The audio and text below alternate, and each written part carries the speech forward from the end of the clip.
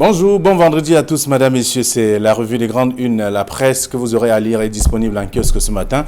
La nouvelle expression parle de paludisme. Les morts s'amoncellent, c'est le titre proposé par le journal pour dire simplement que selon une ONG Impact Santé Afrique, plus de 7 millions de Camerounais ont été victimes de paludisme au courant de la seule année 2020. Une pandémie occultée par coronavirus. Donc, on découvre tout cela en page 3 du journal ce matin. Le même journal parle également du Djaïlebo, le préfet boycotté Damien Ouono, nouveau préfet du département du Djaïlebo, région du Sud, a connu un revers lundi dernier. C'est en page 2 du journal ce matin également. Le journal s'intéresse aussi à l'Afrique. Quel système de défense? C'est la question que se pose le journal. On le découvre aussi dans le dossier proposé par le tabloïd aussi. Donc, la nouvelle expression de ce matin. Le journal L'Île du Sahel qui en kiosque parle du 6 avril 1984. Ces putschistes qui ont d'ailleurs su rebondir. C'est à lire dans le journal ce matin, dossier de la page 2 à la page 4. Le journal parle également du Lamida de Ngaoundéré, 200 ans d'histoire racontée également dans le journal en page 12. On s'intéresse à autre fait d'actualité également dans le journal L'Île du Sahel, disponible en kiosque ce matin. Le journal Mutation s'intéresse à l'actualité parlant de Zachary Niman.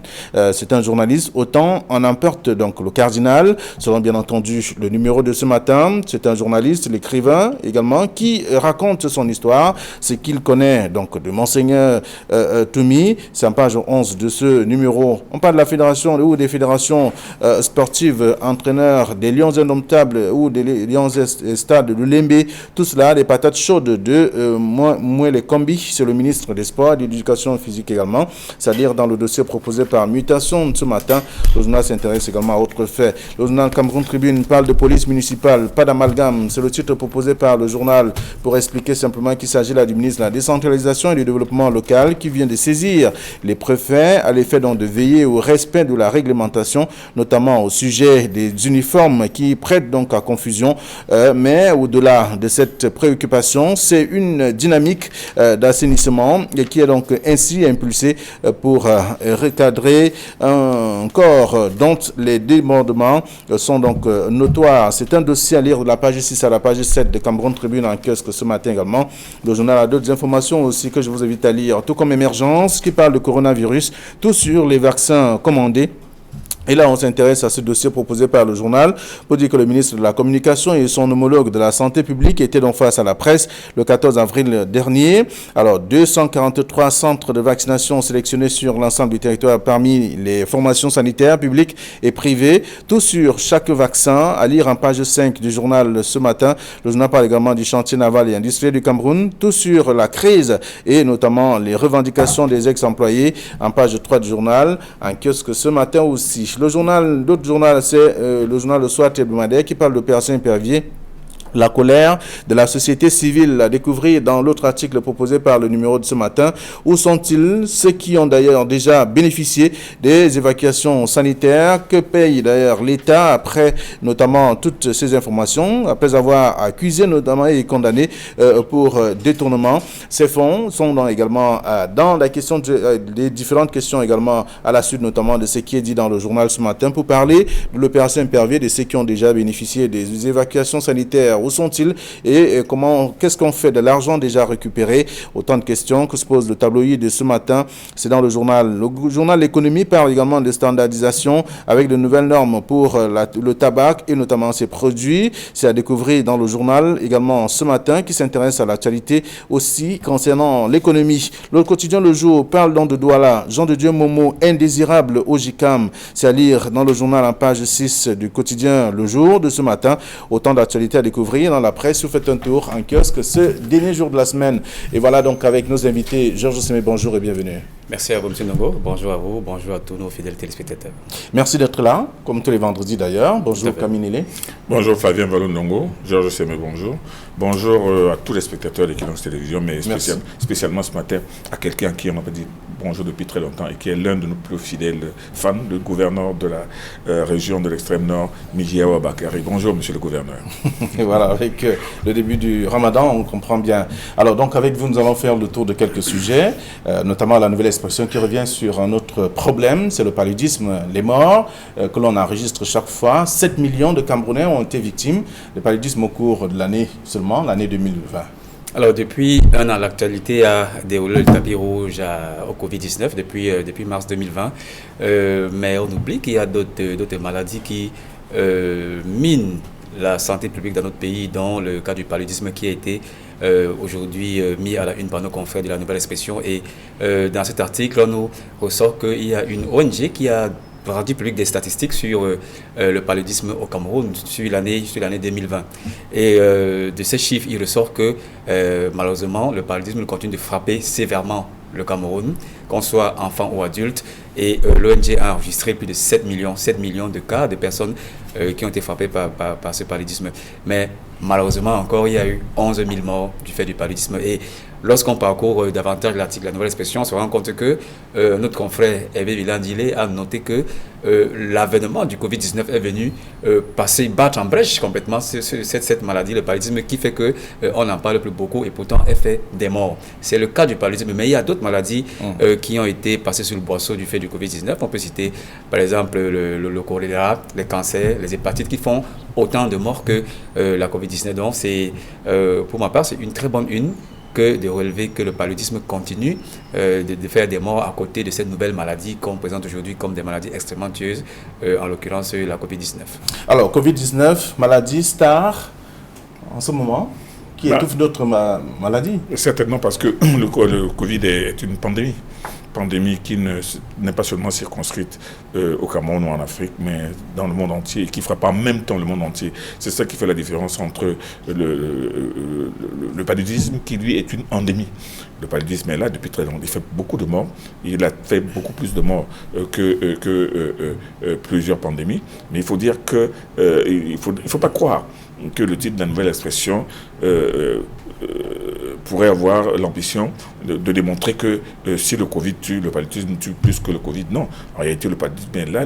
Les dangers du paludisme sont connus et la lutte contre le paludisme continue aussi bien dans les laboratoires. Le coronavirus a tué beaucoup de personnes en peu de temps. Le paludisme également a tué beaucoup de personnes en un temps un peu élastique. C'est pour ça que je dis qu'il y a une différence entre une endémie et une pandémie. Et le problème, c'est que le paludisme, on connaît les causes du paludisme, et on est même en train maintenant, dans les laboratoires, de trouver le moyen de stériliser, de propager des substances qui peuvent stériliser justement les anophèles pour que ces anophèles ne puissent pas être en mesure de piquer les gens. Donc, la recherche pour la lutte contre le paludisme continue tous les jours, mais au moins on connaît les causes. Mais tandis que les causes du virus, on ne les connaît pas trop bien. On ne sait pas trop si on les aspire dans l'air, on ne sait pas trop si ça se balade dans la poussière, on ne sait pas trop, mais toujours dire que c'est la maladie star de ce moment.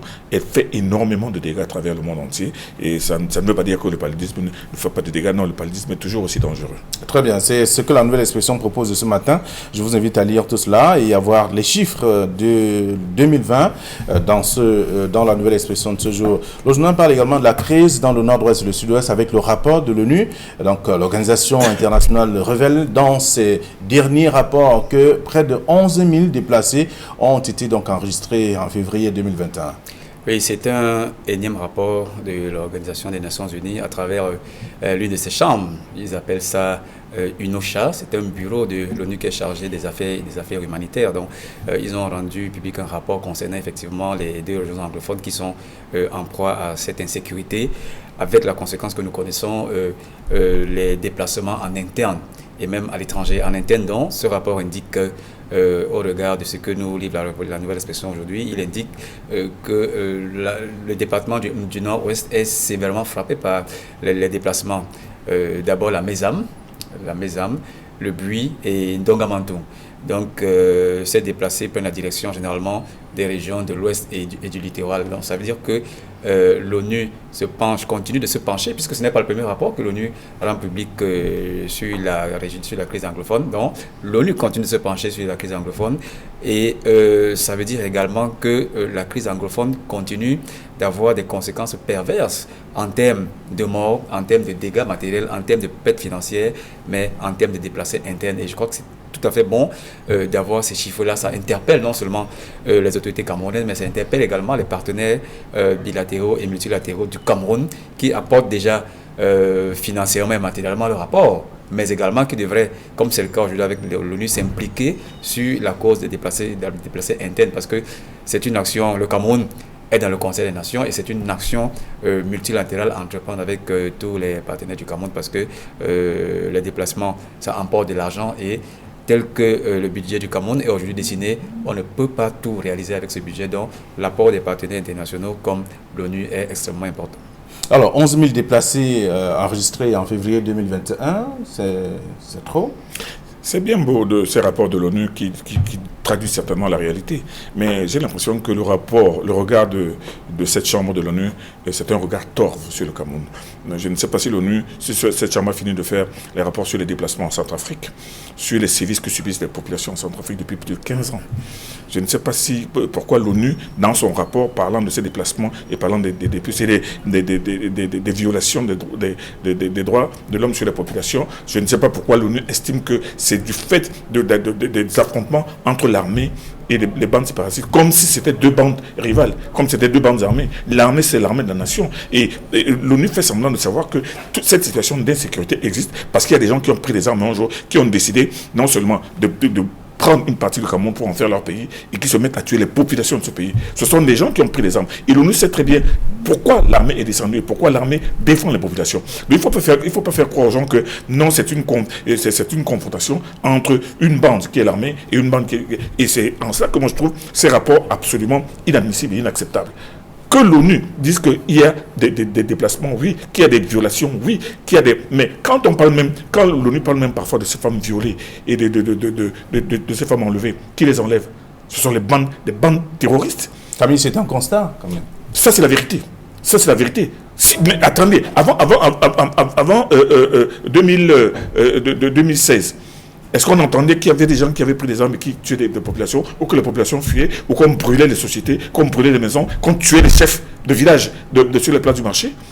Qui le fait? Moi, il faut que l'ONU, cette chambre de l'ONU elle ait du yeux dans le trou et dise pourquoi il y a cette situation d'insécurité et pourquoi il y a des gens qui meurent. Il ne faut pas prendre seulement une partie du problème et se dire que jouer aux bonnes âmes en disant que non, vraiment il y a des déplacés, il faut qu'il y ait ceci et cela. Regardez ce qui se passe. Regardez comment ces bandes armées prennent les armes, tuent les femmes, tuent les chefs, brûlent et font partir les gens, font dégapir les gens de leur village. Comment ces bandes armées empêchent même les gens de venir enterrer les leurs dans leur village? Si vous quittez Douala, vous venez enterrer quelqu'un dans votre village, vous devez payer de l'argent. Vous payez de l'argent à qui et pourquoi et au nom de quoi? Moi, je pense que l'ONU devrait se pencher sur cela plutôt que de donner des rapports biaisés. Ce sont des rapports biaisés et moi, je le dis haut et fort. D'accord. En tout cas, je vous invite à lire ce que la Nouvelle Expression propose ce matin. Parlant de cette crise dans le nord-ouest et sud-ouest, c'est le rapport de l'ONU. Pratiquement 11 000 déplacés ont été enregistrés en février 2021. Et là, c'est en page 7 de ce numéro. Alors, le journal Cameroun Tribune parle de police municipale, pas d'amalgame. C'est le titre du journal. Alors, il y a quelques jours, le ministre de la décentralisation et du développement local a rendu public un message porté à l'endroit des chefs des collectivités territoriales décentralisées en rapport avec la situation des polices municipales. Tout simplement parce qu'il a fait un constat, et c'est ce que nous faisons régulièrement, c'est qu'il y a effectivement une confusion de rôle, une confusion physique entre la police municipale, qui est en réalité une police urbaine, et la police nationale qui a d'autres prérogatives. Et je suis extrêmement surpris par le titre de nos confrères de Cameroun Tribune aujourd'hui, tout en respectant le travail bien évidemment. Je suis surpris lorsqu'ils disent qu'il n'y a pas d'amalgame, parce que sur le terrain, effectivement, on se rend compte qu'il y a de l'amalgame. On en avait déjà parlé sur ce plateau et j'ai pris un exemple extrêmement patent qui concerne la communauté urbaine de Douala et la mairie de Douala premier, où on a vu un affrontement entre ces deux polices, une police municipale et une police municipale d'arrondissement. Donc je crois que ça devrait nous parler, et lorsqu'on dit qu'il n'y a pas d'amalgame, je suis extrêmement inquiété. Ça avait débouché sur des échauffourées, des bagarres et des blessés, à telle enseigne qu'on était obligé d'appeler la tutelle pour qu'elle tranche avant qu'aujourd'hui, peut-être un an après, M. Georges Elanga Obam, qui est actuellement le ministre de la décentralisation, ne vienne faire ce message porté, rappelant que désormais, il faut que les signes distinctifs de la police municipale en termes de tenue et celle de la police nationale soient désormais totalement séparées. Et il a fait une proposition, il a donné une instruction en disant que la police municipale devrait désormais porter un chasuble de couleur violet. Alors, je pense que ça traduit l'amalgame effectivement qu'on a observé et qui a abouti à ce type de décision. Donc, que nos confrères parlent aujourd'hui de pas d'amalgame, je crois que ce n'est pas tout à fait correct. Il y a eu amalgame et c'est la raison pour laquelle il y a eu ce message porté de recadrage de la part du ministre. Alors, le journal Cameroun Tribune termine son chapeau en parlant des débordements qui sont notoires observés dans ce corps de métier. Oui, c'est vrai, il y a des débordements. Moi, j'ai l'impression que c'est connu. Les mairies doivent régler le fonctionnement de cette police municipale, de faire comprendre à ces éléments qu'ils ne sont pas des éléments de la police nationale, et qu'ils ont des missions bien précises et que ces missions ne leur donnent pas tous les pouvoirs. Et c'est pour cela que non seulement le recadrage est important, mais comme le dit Cameroun Tribune ce matin, il ne faudrait pas que ces policiers se trompent sur leur rôle et sur leurs attributions. Il est important de rappeler aux uns et aux autres et surtout aux communautés d'arrondissement que ces polices municipales qui viennent d'être créées doivent s'exercer dans le cadre de prérogatives et de principes bien précis et bien clôturés. Donc c'est pour cela qu'il est important que les choses soient bien éclairées et notamment à partir même de la tenue qui jusqu'à présent prêtait à confusion et donnait l'impression que si on ne regarde pas de près, un agent de la police municipale ressemblait beaucoup plus à un agent du BIR et un agent du GIGN qu'un agent d'une mairie. Voilà, donc c'est la grande une du quotidien Cameroun Tribune ce matin, pas d'amalgame, parlant de cette police municipale. Vous aurez l'occasion de lire le dossier proposé par le journal de la page 6 à la page 7. Émergence de ce jour s'intéresse également à l'actualité parlant du coronavirus, tout sur les vaccins commandés. Alors, il y a... Bien évidemment, l'actualité sur la Covid-19 nous a rattrapé avec cette déferlante de vaccins qui pleut sur le Cameroun actuellement et nos confrères titre coronavirus, tout sur les vaccins commandés.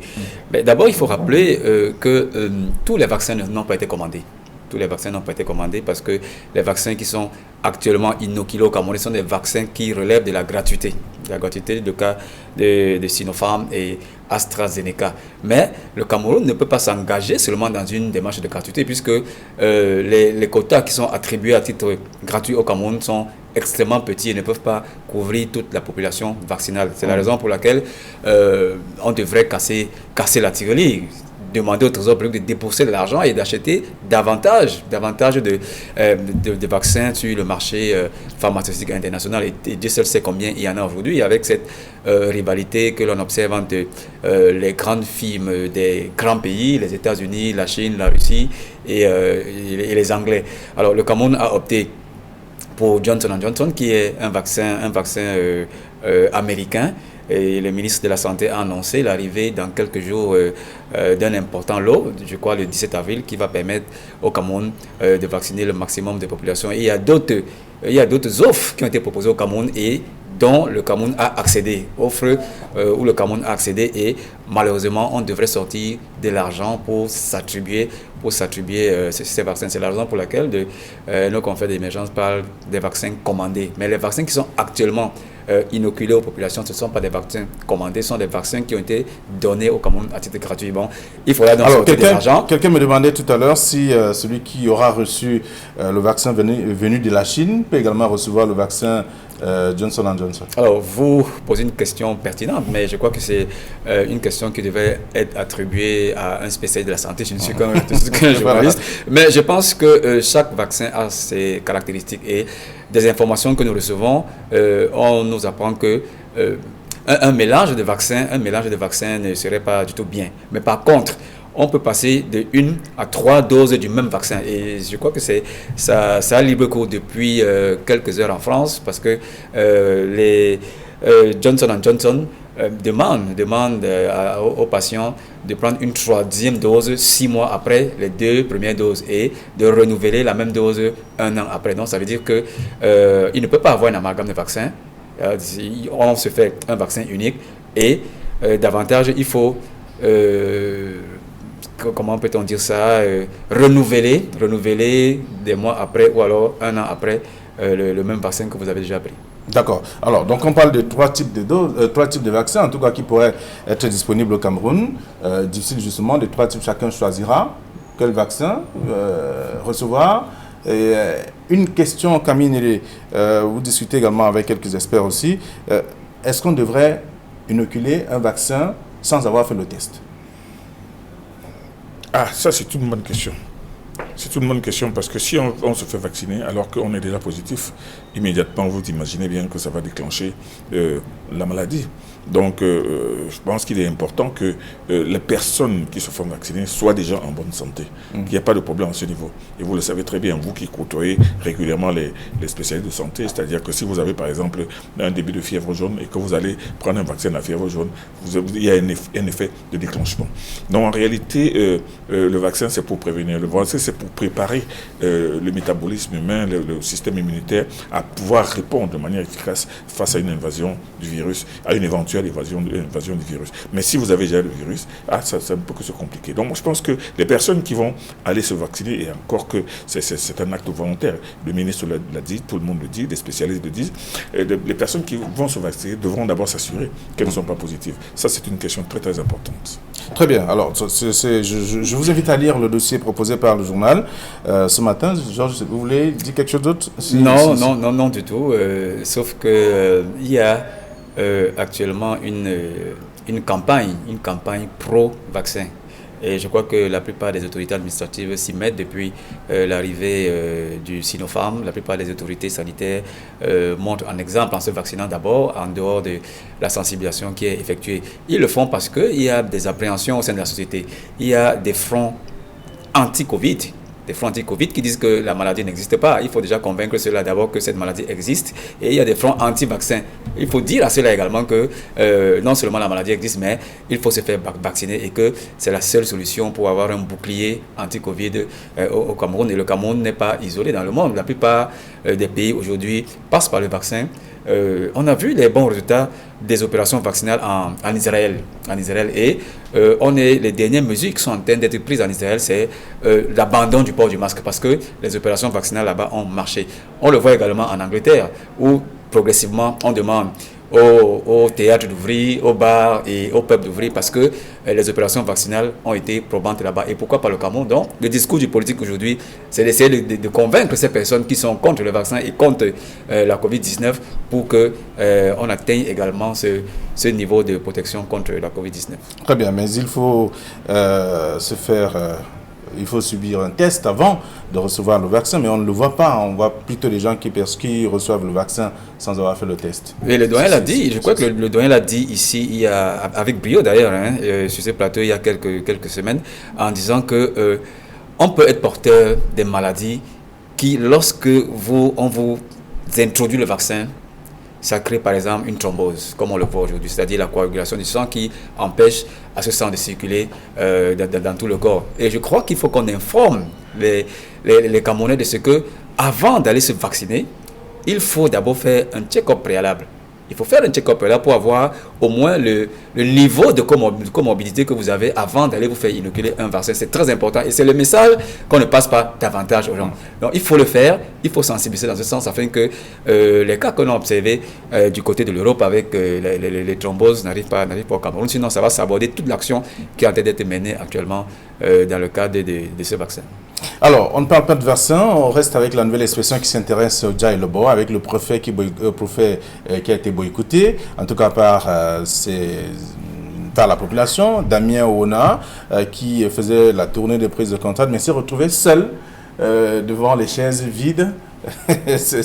Tout cela a créé quand même une sorte d'ambiance délectaire cette autorité. Ça crée un certain buzz, mais l'autorité a bien dit au chef que, mais qu'est-ce qui se passe avec vos populations? Le chef dit, mais quand vous les appelez, ils ne viennent pas. Le préfet leur a dit, ça veut dire que c'est vous qui ne passez pas, c'est vous qui ne savez pas leur parler. Et ce n'est que la simple réalité.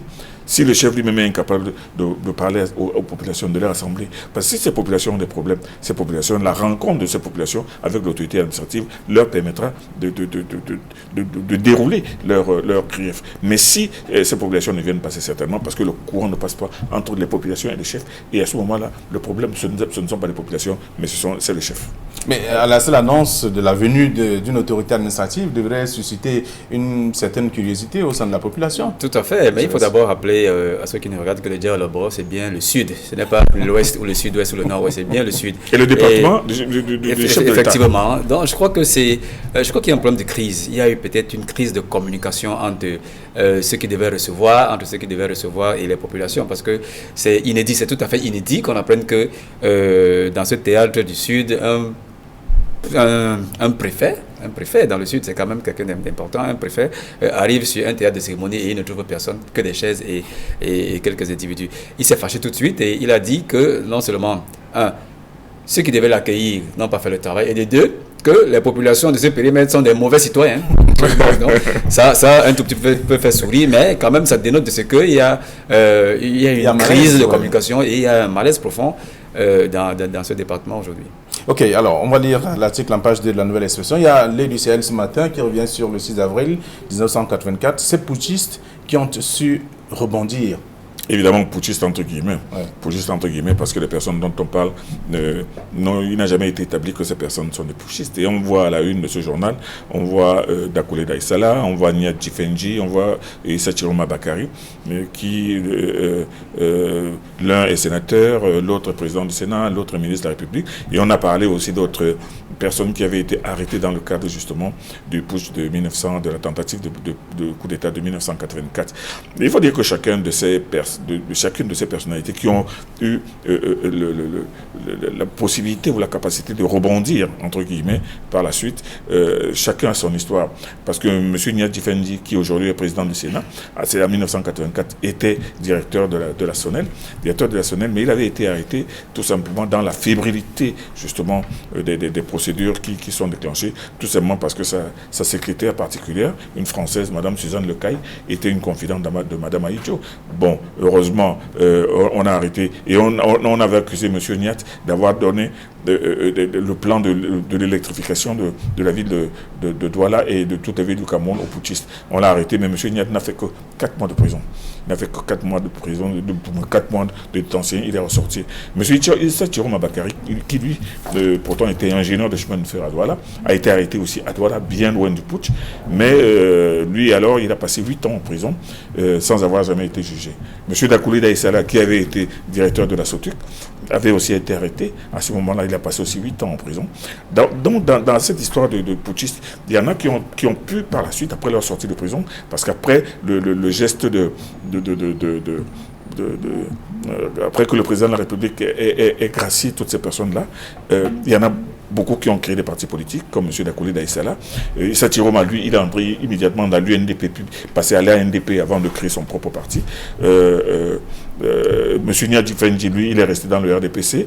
Bref, chacun a son histoire. Parmi ceux et chacun de ceux qui réussissent, qui ont réussi l'exploit d'être maintenus et même d'être assez proche du chef de l'État, cela démontre qu'en réalité, il n'avait rien à voir, il n'avait rien eu à voir avec ce putsch. Et que, vous savez, quand un putsch, un coup d'État, une situation comme celle-là, que le Cameroun n'avait jamais connue, s'est déclenché, il y a eu effectivement beaucoup de fébrilité, beaucoup de maladresse même. Il y a des gens qui ont été arrêtés comme ça. Ils sont nombreux. Il y en a même d'autres qui ont été arrêtés, qui ont été relaxés quelque temps tout simplement après, parce qu'on est allé dire aux responsables de la police militaire que tel avait participé à une réunion avec les putschistes alors que c'était faux.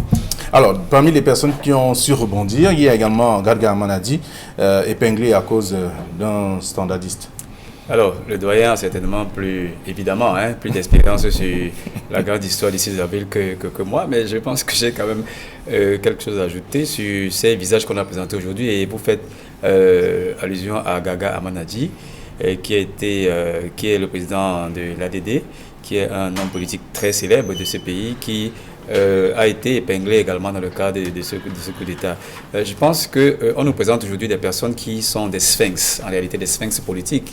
Dakoulé Daïsala, le président du Sénat, Issa Chiroma et Gaga Amanadi. Mais il y a des questions fondamentales quand même. Il y a des questions fondamentales qu'on devrait se poser. Ils ont été libérés parce que on les aurait utilisés pour faire échouer le coup d'État. C'est une question que je pose.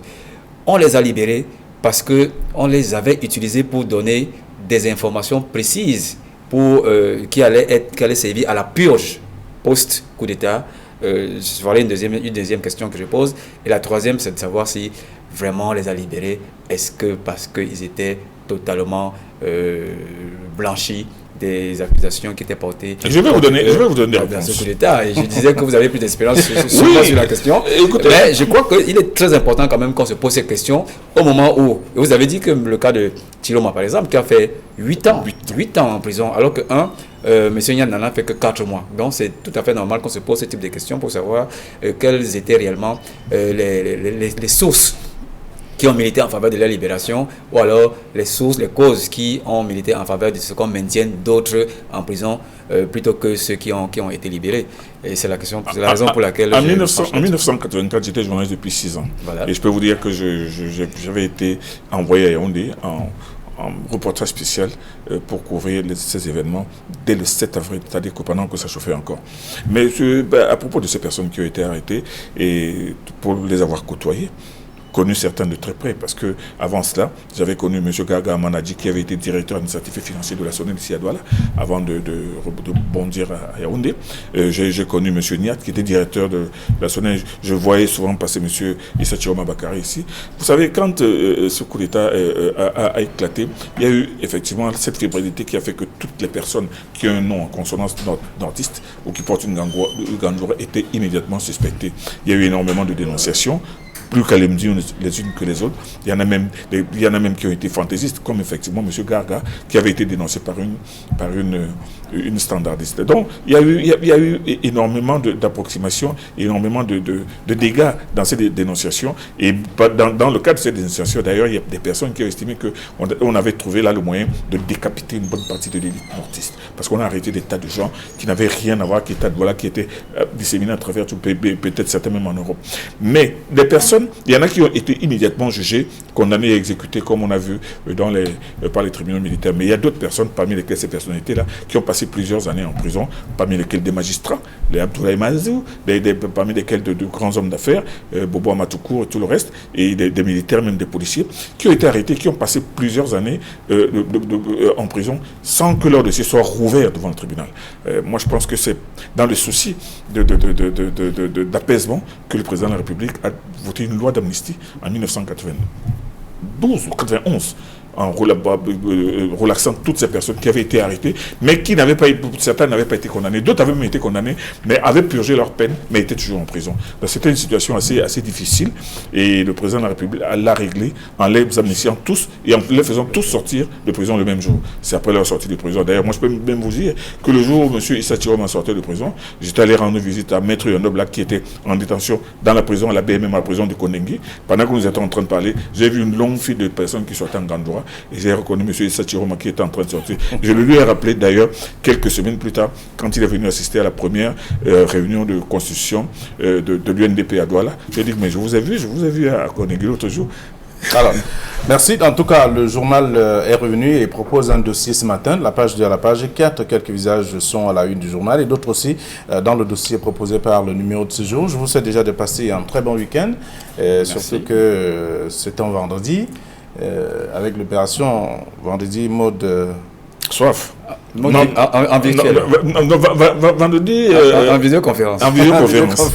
Allez, chacun boit sa bière. Alors, nous sommes appelés de Cara, il ne faut pas l'oublier. Donc, Ibrahim, Flavien Dongo et bien entendu. Abdoulaye et Georges Sémé.